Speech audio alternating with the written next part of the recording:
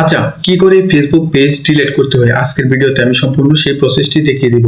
অনেকে আছেন যাদের ভুলবশত কয়েকটি পেজ আছে বা অপ্রয়োজনীয় কিছু পেজ আছে, সেগুলো কিভাবে ডিলিট করতে হয় সেই বিষয়টি জানেন না। আজকের ভিডিওতে আমি সম্পূর্ণ সেই প্রসেসটি দেখিয়ে দিব, কিভাবে আপনারা একদম সম্পূর্ণ নতুন প্রফেশনাল ভাবে ফেসবুক পেজকে রিমুভ করবেন। তো চলুন মূল ভিডিওতে যাওয়া যাক।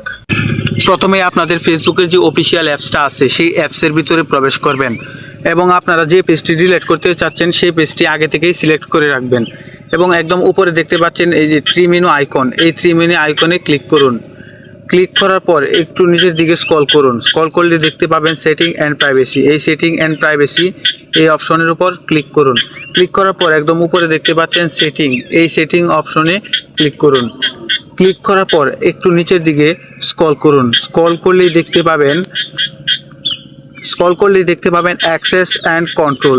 এই অ্যাক্সেস অ্যান্ড কন্ট্রোল এই অপশনের উপর ক্লিক করুন। ক্লিক করার পর একদম নিচে দেখতে পাবেন ডিলেট, এই যে অপশন ডিলেট পেজ, এই অপশনের উপর ক্লিক করুন। ক্লিক করার পর তারপর কন্টিনিউ অপশন, এই কন্টিনিউ অপশনের উপর ক্লিক করুন। ক্লিক করার পর আবার কন্টিনিউর অপশনের উপর ক্লিক করুন।